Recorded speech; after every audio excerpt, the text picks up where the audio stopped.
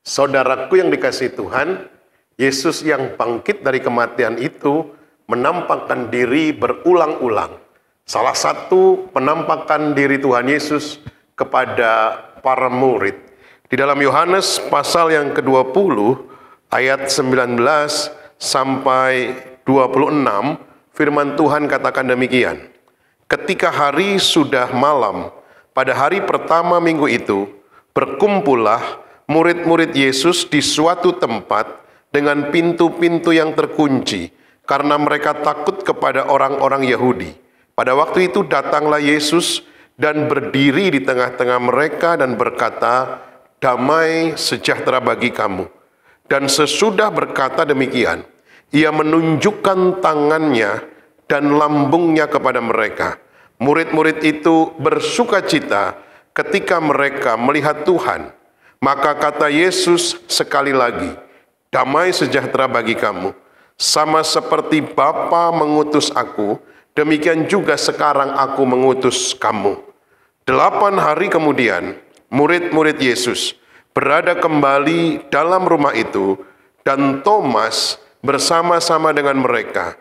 Sementara pintu-pintu terkunci, Yesus datang dan ia berdiri di tengah-tengah mereka dan berkata, "Damai sejahtera bagi kamu."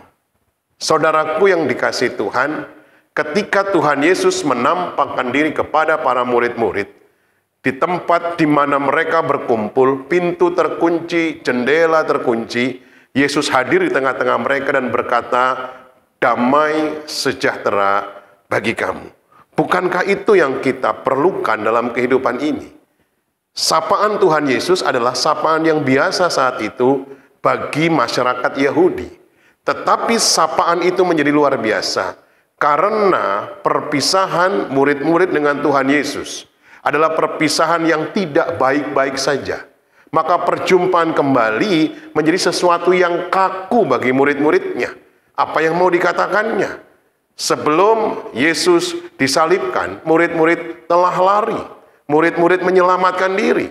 Perpisahan murid-murid beberapa hari yang lalu bukan perpisahan yang baik. Tetapi ketika Yesus datang menyapa kembali murid-muridnya, sapaan itu, sapaan damai sejahtera. Saudaraku yang dikasihi Tuhan, di dalam dunia ini damai sejahtera haruslah menjadi hal yang penting bagi kehidupan kita. Damai sejahtera yang sejati bukan ditentukan oleh apa yang kita miliki. Bukan karena hartamu, bukan karena jabatanmu, bukan karena segala sesuatu yang kita punya. Tapi damai sejahtera karena kehadiran Tuhan dalam kehidupan setiap kita. Ketika Yesus datang menampakkan diri kepada para murid-muridnya, Yesus memberikan damai sejahtera. Bagaimana dengan saudara dan saya? Apa yang bisa kita teladani dari peristiwa ini?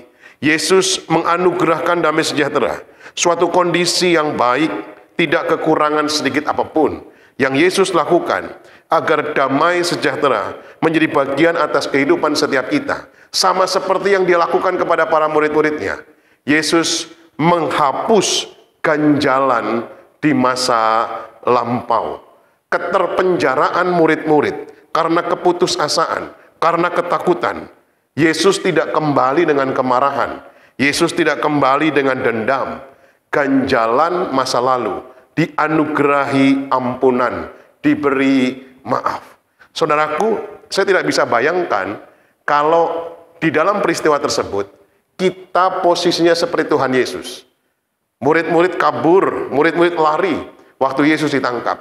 Perjumpaan kembali secara manusia, mungkin kita akan datang dengan kemarahan. Kita panggil Petrus, "Pet, udah denger kan? Kamu akan menyangkal 3 kali, makanya jaga perkataan, pikir dulu sebelum berkata." Mungkin kalau kita menjadi pribadi Tuhan Yesus, kita akan memarahi satu demi satu murid-murid yang telah lari itu.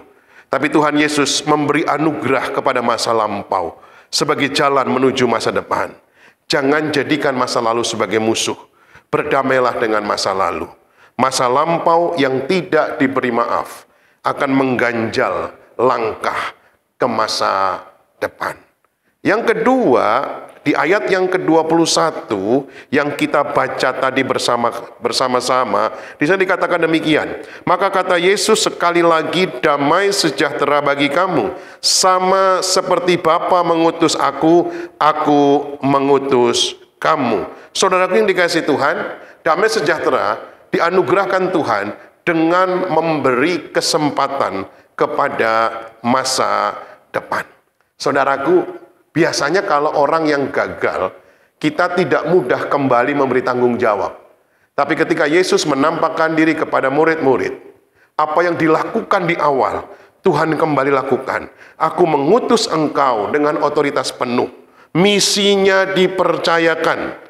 Masa depan layak diberi kepercayaan jika pengampunan masa silam sudah dilakukan. Saudaraku bisa bayangkan, seandainya Bapak Ibu Saudara sebagai pimpinan perusahaan punya karyawan yang telah 3 kali melakukan kesalahan. Petrus 3 kali menyangkal Yesus. Tapi apa yang Tuhan lakukan ketika menganugerahkan damai sejahtera kepada Petrus? Tuhan kembali mempercayakan. Tuhan kembali mengutus Petrus sama seperti panggilan pertama kali. Biasanya kalau kita dikecewakan seseorang, boro-boro sampai 3 kali. 1 kali saja kita sudah marah. 3 kali kita nggak akan pakai lagi orang tersebut. Tapi Tuhan kita, Tuhan yang tetap memberi kesempatan kepada masa depan. Hari ini apapun kegagalan saudara, datang kepada Tuhan. Allah akan tetap mempercayakan masa depan kepada setiap kita. Dia tidak pernah kapok dengan kegagalan kita. Dia tidak pernah menyerah dengan kesalahan kita. Ketika kita datang kepada Tuhan, Dia Allah yang akan menganugerahkan kesempatan untuk masa depan kita.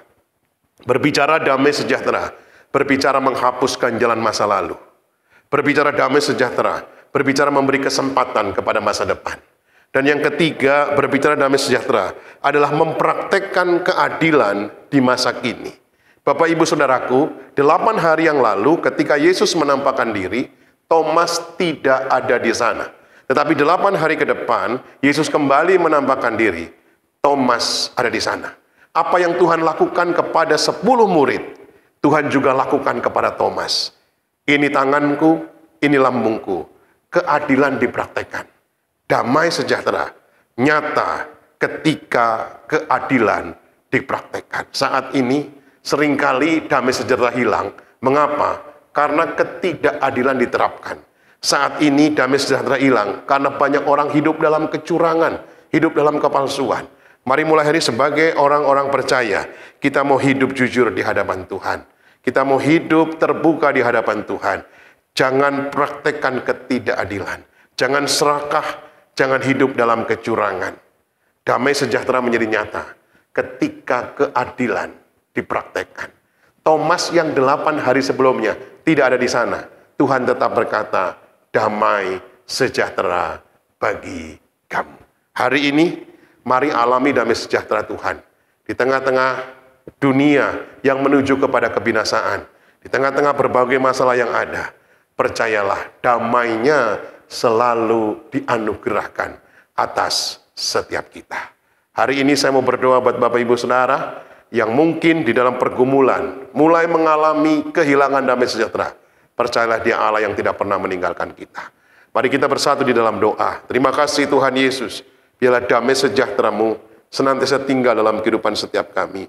Secara khusus bagi umat Tuhan yang mengikuti program ini. Biarlah damai Allah nyata dalam hidup setiap kami. Kami juga mau belajar menghapuskan jalan di masa lalu. Kami juga percaya Tuhan beri kesempatan untuk masa depan kami. Dan keadilan dipraktekkan pada masa kini.